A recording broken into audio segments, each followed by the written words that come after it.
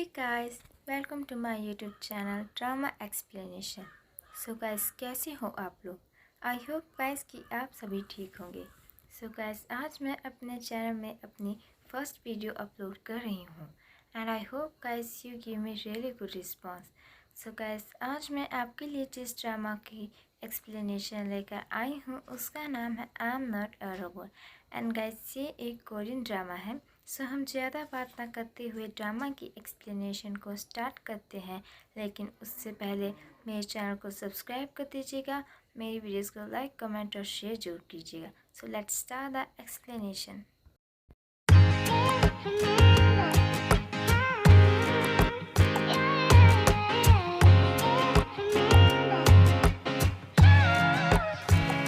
So guys, drama की starting होती है ड्रामा के मेन लीड की धांसू सी एंट्री के साथ, जो मास्क कैप ग्लव्स पहनता है और एक इंजेक्शन और स्टिक को लेकर कहीं जाता है. गाइस, उसे देखकर यहाँ पर ऐसा लग रहा होता है कि वो कोई माफिया बॉय होगा और किसी की पिटाई करने जा रहा होगा. लेकिन नेक्स्ट ही सीन में हमें पता चलता है कि वो तो कुछ डॉक्टरों के पास जाकर बैठ जाता है एंड गाइस उसका नाम किम मिन क्यू होता है. डॉक्टर उसे मास्क कैप हटाने को कहते हैं और उसकी मेडिकल रिपोर्ट चेक कर रहे होते हैं. डॉक्टर मिन क्यू की लोगों को टच करने वाली बीमारी का मजाक उड़ाने लगते हैं. मिन क्यू को गुस्सा आ जाता है और वो अपनी टी शर्ट उतारता है और एक डॉक्टर को जोर से पकड़ता है. फिर हमें पता है कि उसे बहुत अजीब सी एलर्जी थी जो लोगों के टच करने से होती थी और फिर वो अपने आप को एक इंजेक्शन लगाता है और डॉक्टर को बताता है कि ये सिर्फ इससे ही ठीक होती है और उसे बोलता है कि ये कंटेजियस नहीं है. फिर हम मिन क्यू को उसके घर जाते हुए देखते हैं, जो अपने घर में पहुंचकर एक रोबोट का बर्थडे सेलिब्रेट कर रहा होता है और हमें पता चलता है कि वो अपने घर में अकेला रहता है और सारा दिन गेम्स खेलकर या कुछ और काम करके स्पेंड करता है. नेक्स्ट सीन में हम एक लड़की को देखते हैं जो इस ड्रामा की फीमेल लीड होती है, जिसका नाम जू जिया होता है, जो लाइन में बैठकर रात भर से गेट खुलने का इंतज़ार कर रही होती है और जैसे ही गेट खुलता है वो दूसरे लोगों को धक्का मारकर एक डिब्बे को उठा लेती है जो एक गेम का डिब्बा होता है और फ़ोन करके किसी को मिलने बुलाती है और एक कार के पास जाकर उस डिब्बे को दे देती है. उस कार में मिन क्यू होता है जो उस डिब्बे को मांगकर उसे चेक करता है जिसमें एक दाग लगा हुआ था. जिया उससे अपना कमीशन मांगती है, लेकिन मिन क्यू कार को लॉक कर देता है और जिया को एक भी रुपए देने से मना कर देता है और कार चलाता है. जिया उसे रोकने लगती है पर उसे कार से टक्कर लग जाती है और वो नीचे गिर जाती है. मिन क्यू ग्लव्स पहनकर और एक स्टिक को लेकर जिया को देखने जाता है. पहले तो वो उठ नहीं रही होती, लेकिन बाद में जैसे ही वो उठती है वो मिन क्यू की टांग पकड़ लेती है. मिन क्यू जैसे तैसे कार में बैठ जाता है पर जिया उसका कॉलर पकड़ लेती है, जिससे मिन क्यू की बॉडी चेंज होने लगती है पर वो भाग जाता है और खुद को इंजेक्शन लगा लेता है. नेक्स्ट सीन हमें मिन क्यू के घर पे दिखाया जाता है जो अपने पर्सनल डॉक्टर से बात कर रहा होता है. मिन क्यू डॉक्टर को बताता है कि आज ये बीमारी अलग है और शायद ये मेरी बीमारी को ठीक करने के साइन तो नहीं है, लेकिन डॉक्टर उसे बोलते हैं कि मैं 15 साल से इस बीमारी के बारे में पता कर रहा हूँ, इसका कोई इलाज नहीं है. डॉक्टर उसे एक स्वीडन वॉच देते हैं और उसे बताते हैं कि ये तुम्हारी धड़कन और तापमान को नापता है और रंग बदलता है और उसे बताते हैं कि वैसे तो ये नीला है, पर 100 से ऊपर जाने पर ये पीला हो जाता है। और ऑरेंज कलर का मतलब है कि तापमान 1000 तक हो गया है। और उसे बताते हैं कि 2000 होने पर ये लाल हो जाता है और कुछ ही मिनटों में इंसान मर भी सकता है। मीन क्यूब बोलता है कि 2000 से ऊपर ये कभी भी नहीं गया है। मीन क्यूब बोलता है कि मैं सारी उम्र ऐसा ही रहूँगा, ना ही किसी से शादी कर पाऊँगा और ना ही किसी के साथ घूमने जा पाऊँगा। डॉक्टर कहते हैं कि कोई तो होगी तुम्हारे लिए भी।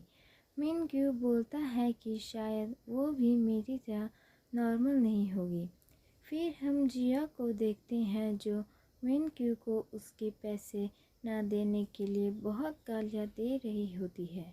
वैसे गैस उसका गालियाँ देना तो बनता ही है। नेक्स्ट सीन में हम एक ड्रोन कैमरे को देखते हैं जिसे 2 लड़के उड़ा कर मीन क्यू के घर के अंदर फेंक देते हैं। मीन क्यू उसे देखता है, उसके अंदर एक पेन ड्राइव थी। मीन क्यू उस पेन ड्राइव को ओपन करके देखता है जिसमें एक वीडियो चलती है और एक डॉक्टर हम बैक्योन एक रोबोट जिसका नाम AG3 होता है उसका इंट्रोडक्शन दे रहे होते हैं और मिन क्यू को एक कॉन्ट्रैक्ट दिखाते हैं जिसमें लिखा था कि वो AG3 के नए ऑनर बन गए हैं और हमें आकर $50 मिलियन दीजिए। और ये वीडियो ख़त्म हो जाती है। मिन क्यू डॉक्टर होम बैक्योन के बारे में सर्च करता है जो ज़्यादा सक्सेसफुल नहीं थे। नेक्स्ट सीन में हम मिन क्यू को एक अजीब सी जगह में देखते हैं जो एक स्टोर की तरह थी। मिन क्यू कार से बाहर आता है और उस स्टोर का डोर खोलने लगता है। वो डोर अपने आप ही खुल जाता है। जब मिन क्यू अंदर आता है तो वो डोर बंद हो जाता है और उसके सामने एक छोटा सा रोबोट आता है। वो रोबोट उसे फॉलो करने को बोलता है। मिन क्यू उस रोबोट को फॉलो करता है। मिन क्यू देखता है कि एक जगह रोबोट के बॉडी के पार्ट्स रखे हुए थे और फिर वो उस जगह पहुंच जाता है जहां AG3 थी। AG3 अपनी सीट से खड़ी होती है और मिन क्यू की तरफ आती है और उससे हैंडशेक करने लगती है।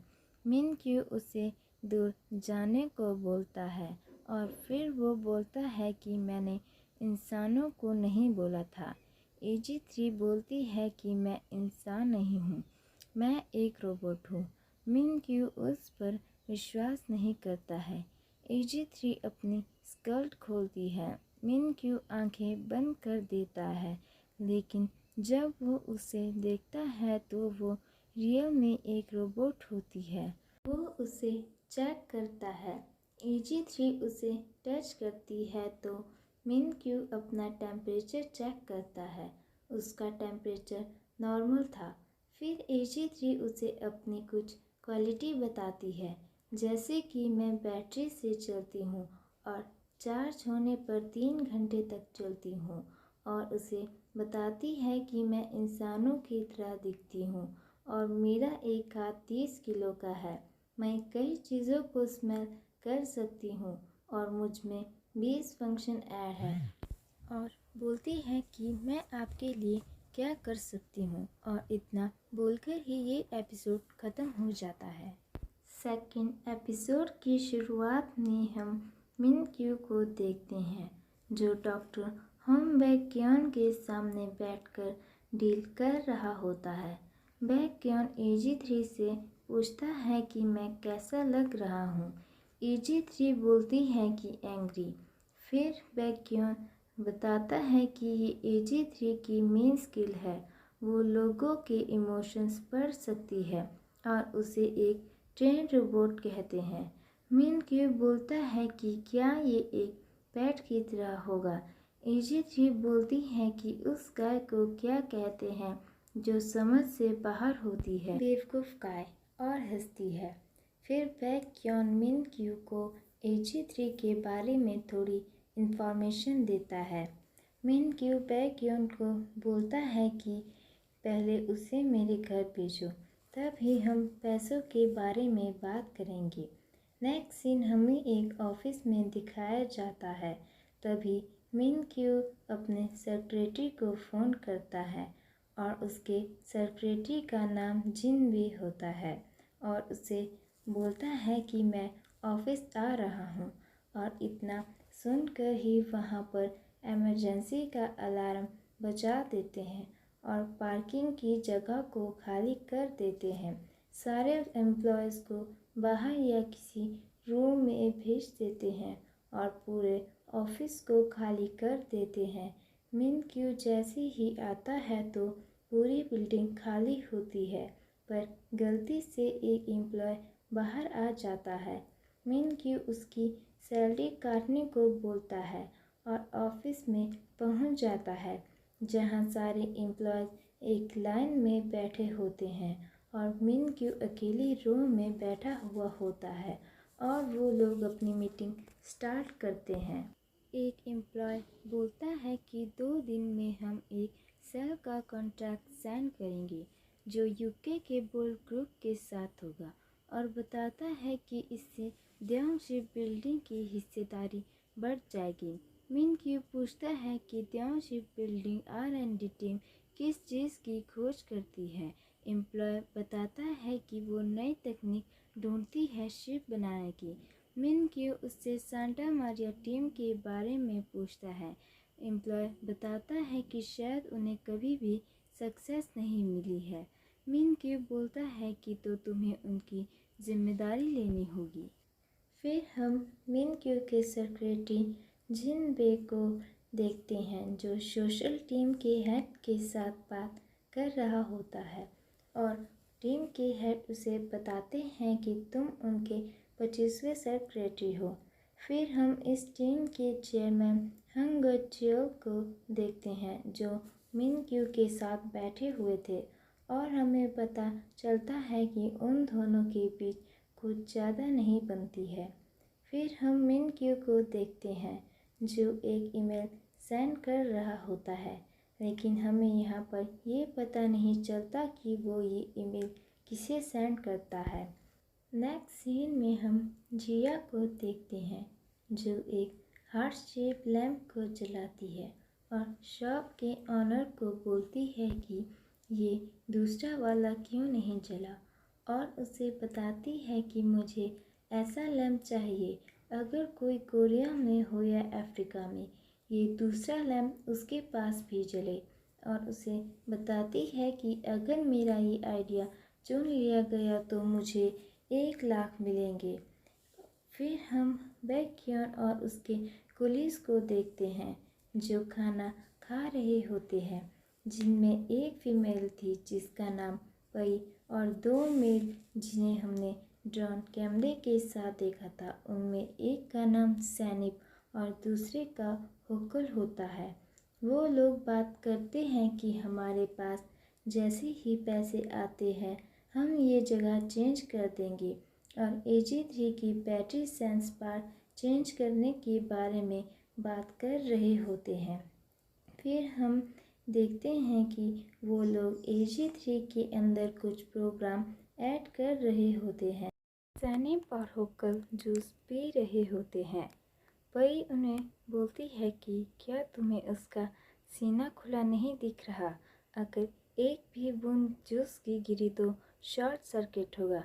होकल जूस की कैन को फेंकता है और एक बूंद जूस की AG3 के सीने में गिर जाती है और वहाँ पर शॉर्ट सर्किट हो जाता है। नेक्स्ट सीन में हम जिया को देखते हैं जो अपने घर जा रही होती है और घर पहुंचकर उसका भाई उसे उसकी बीवी से $10,000 लेने के लिए लड़ रहा होता है। वैसे गाइस यहाँ पर हमें जिया के भाई को देखकर कुछ ऐसा लग रहा है कि हमने उसे पहले भी देखा है। क्या गाइस आपको कुछ याद आया? चलो मैं बताती हूँ। ये मिन क्यू का सेक्रेटरी जिन बे है। जिया बोलती है कि हम बाद में बात करते हैं और उसे बर्थडे केक देती है। जिनबे उस केक को फेंक देता है। जिया बहुत हर्ट होती है और उसे बोलती है कि क्या तुम मुझे सहारा नहीं दे सकते? डैड ने तुम्हें सहारा दिया, अच्छी स्टडी कराई, तुम्हें वकील बनाया और तुमने होंग जू से शादी की। एंड गाइस, यहाँ पर होंग जू उसकी भाभी होती है। जिनबे बोलता है कि तुम्हें क्या लगता है मेरी लाइफ बहुत आसान होगी? जिया बोलती है कि क्या तुम मुझे माफ़ नहीं कर सकते? अब तो डैड भी नहीं है। जिनबे उसे बोलता है कि सब छोड़ दो, दिन में सोना छोड़ दो, क्लासेस लगाओ, लाइफ में शॉर्टकट लेना बंद कर दो और एक नौकरी ढूंढो। जिया बोलती है कि क्या तुम्हें ये शॉर्टकट लगता है? और मैं दिन में इसलिए सोई थी क्योंकि मैं कल और परसों की रात जागी थी तुम्हारे पैसे वापस करने के लिए। जिनबे बोलता है कि हाँ, तो फिर मेरे पैसे मुझे वापस करो। जिया बोलती है कि जल्दी ही करूँगी, बस तुम्हें तुम्हारा केक देने आई थी। नेक्स्ट सीन बैकयान के लैब में होता है, जो AG3 के कुछ पार्ट्स को ढूंढ रहा होता है। वही उससे बताती है कि मुझे वो मिल गए, वो सी लैब में है और उन्हें पहुंचने में 2 दिन लगेंगे। वो लोग मिन क्यू को फ़ोन करते हैं और उसे बोलते हैं कि AG3 को चेक करने के लिए हमें 2 दिन चाहिए। मिन क्यू उसे बोलता है कि सांता मारिया टीम और दियान शिप बिल्डिंग रैंडियम टीम को ये बोल ग्रुप को 2 दिन में भेज देंगे और उसे बताता है कि हमारे पास सिर्फ कल का दिन है। बैकयान बोल्ट मार्टिन सर्च करता है और बोलता है कि वो AG3 को खोलकर उसके सारे पार्ट्स भेज देगा। फिर बैकयान ड्रॉप्स खोलता है और एक लड़के की फ़ोटो को निकालता है जो AG3 की तरह दिखती थी। फिर हम जिया को देखते हैं जो ड्रिंक कर रही होती है। बैकयान उसे कॉल करता है और उसे बोलता है कि क्या तुमने मुझे पहचाना? मैं फंगस लड़का हूँ। जिया उसे पहचानने से मना कर देती है। बैकयान उसे बोलता है कि मैं तुम्हें $10,000 दूंगा और उससे पूछता है कि तुम कहाँ हो।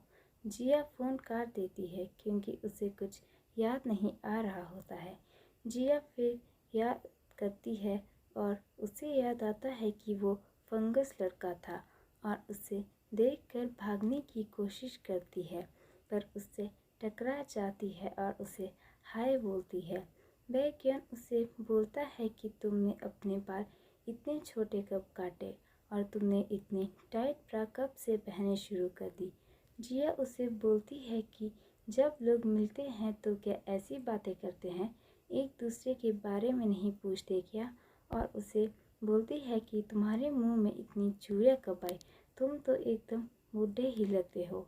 एंड गाइस, मैं आपको यहाँ पर बता देती हूँ कि ये जिया का एक्स बॉयफ्रेंड था, हम बैकयान, और इन दोनों का ब्रेकअप बहुत टाइम पहले ही हो गया था। बैकयान उसे बोलता है कि मैं तुम्हें एक ऑफ़र दूंगा जिसमें तुम्हें मेरे लिए 3 घंटे का काम करना होगा, और उससे अपने साथ लैब ले जाता है। जब जिया लैब में पहुंचती है तो होकर बोलता है कि आपने AG3 को ठीक कर दिया क्या, लेकिन ये थोड़ी अलग है। बैकयान उन्हें बताता है कि ये AG3 की मॉडल है। जिया AG3 को देखकर बहुत शॉक होती है। नेक्स्ट सीन में हम जिया को उसकी फ्रेंड के साथ देखते हैं जिसका नाम सुन हे होता है। जिया उसे बोलती है कि एक रोबोट को अपनी एक्स की शक्ल देना अच्छी बात नहीं है। उसकी फ्रेंड उसे बोलती है कि कहीं उसके दिल में तुम्हारे लिए फीलिंग्स तो नहीं है। जिया उसे चुप रहने को बोलती है। फिर हम जिया को देखते हैं जो अपने घर के बाहर बैठी हुई होती है, लेकिन उसका भाई जिनबे उसे अंदर नहीं आने दे रहा होता है।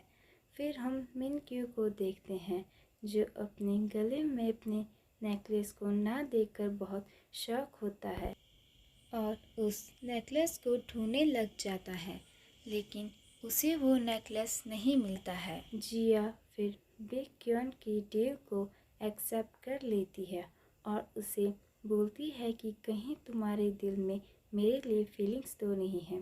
बेक्योन उसे मना करता है। फिर हम मिन क्यू को देखते हैं जो अपने नेकलेस को कार में ढूंढ रहा होता है और फिर उसे याद आता है कि जिया ने उसके कॉलर को पकड़ा था और उस टाइम उसका नेकलेस जिया के हाथ में चला गया था।